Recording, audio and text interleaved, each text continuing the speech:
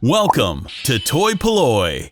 Hello and welcome to another video from toy-polloi, and in today's video we are going to be making another cape for a vintage Star Wars figure, and today's figure is Forlom or Zuckuss, depending on how you like to call this figure. As you can see, the guy on the right is how he should look, but you'll quite often find him like this guy in the middle with the cape missing and just his armour in place, or even more often than that you'll find him like this with everything missing. So today we are going to work out a way to make a replacement cape so we can at least get this guy in the middle looking as good as the original figure did. So let's get on with the project.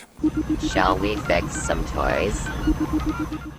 Okay, so how do we go about making a cape? Well, the first thing we need to do before anything is to make a pattern based on the original cape. So to do that, we actually have to take the cape off this figure.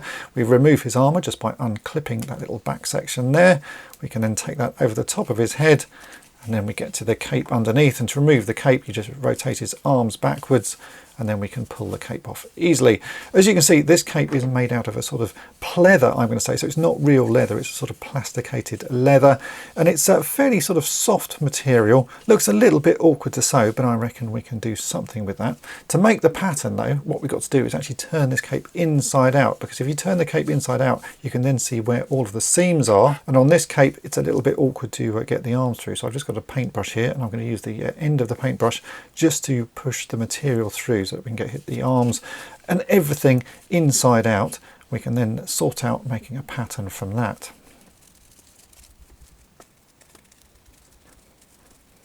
Now that we have this turned inside out, we can actually see how it's constructed. So it's just one piece of fabric which is then sewn under the arms, and I need to make a pattern from this. To do that, I'm going to scan it on my flatbed scanner. So I'm going to scan the front of it, I'll turn it over and scan the back.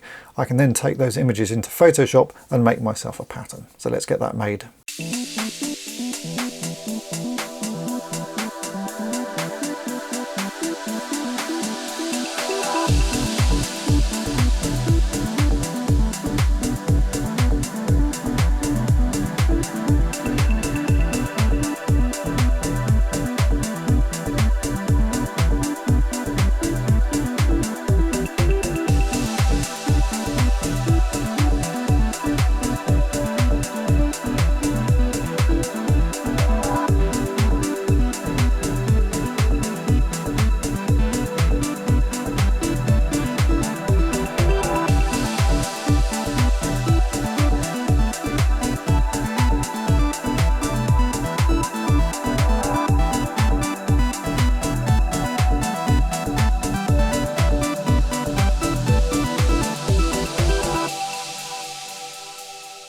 And here we go, here is the pattern that I've made. I've already cut this out and I've stuck some double-sided tape on the back of it.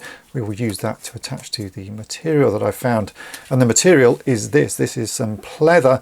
I went to my local fabric store and they just happen to have this in stock. It's about the right thickness and it's a pretty close colour. I'm going to say it's not the closest of colours, but it's close enough. So what we've got to do now is stick this pattern onto this pleather and cut it out. You should be able to find something similar if you go to a local fabric store, or I'm sure there is a similar available online. This is one that I got locally, so I can't sort of give you a direct link to it, but it's going to be pretty good for this project. So we take the pattern that I've already added the double-sided tape to. I'm going to stick this onto the pleather like that, and then I'm going to carefully cut that out, and then we can get sewing.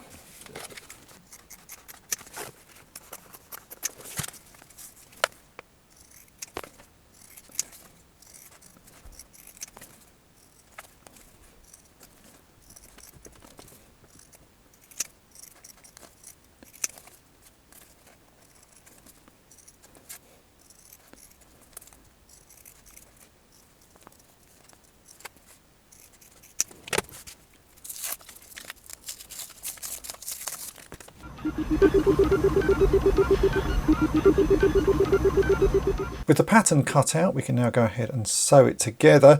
And to do that, I'm going to fold these two top sections down. We've got the inside on the outside at the moment. You can see if I fold that like that, we need to sew along that edge and then down that little arm seam. we can then fold the other side over and do exactly the same on that. So up that edge and then down the little arm seam there. This material is not the easiest to sew by hand, but it can be done. So it will probably take me a little bit longer than normal with the sewing, but yeah, it definitely can be done. So I've got some thread here, which is a fairly sort of close match to the material. That doesn't actually matter because you won't see it by the time it's sort of folded in the other way. You won't see it. So it's a close match is good enough. So yeah, let's get sewing.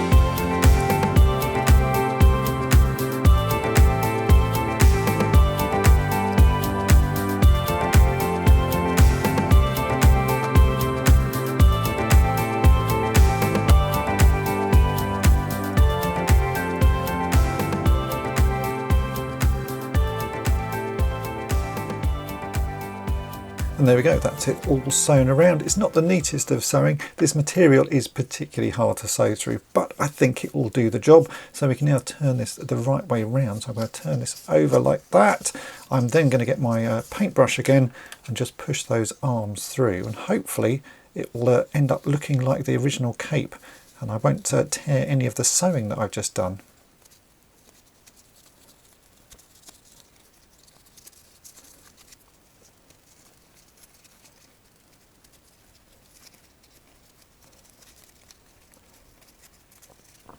Okay, that is looking good. The fabric is a little bit stiffer than the vintage one, but maybe that's just age. So I'm going to try and just sort of push down those seams to make them a little bit flatter. I think by the time it's on the figure and the actual sort of armour pieces over the top, everything should hold in place. But that doesn't look too bad at all. So let's put this on Forlom and get his armour on, see what he looks like. Tuck that over his arms. Make sure his hands come out the holes, which they do. I'll fold that around. Yeah, that is looking pretty good. So let's get his armour over the top of that and clip everything in place, and we'll compare him to the original.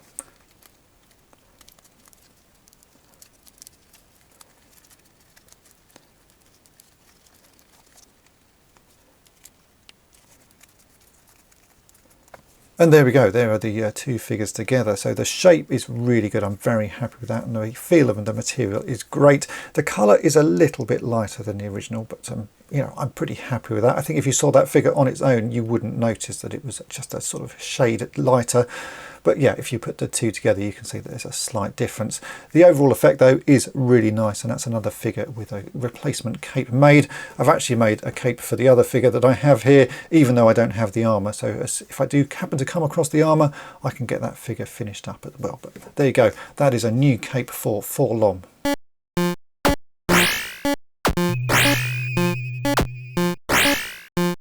There we go, that is it for this project. If you want to have a go yourself, then head on over to toy-polloi.com. You can download the pattern that I've just created. You'll need to find the right fabric, which is a sort of grey beige pleather. If you can find that, then it's easy enough to make, and as you can see, it makes a massive difference to the Forlom figure, and Forlom is now perfectly happy sitting there with the rest of the bounty hunters.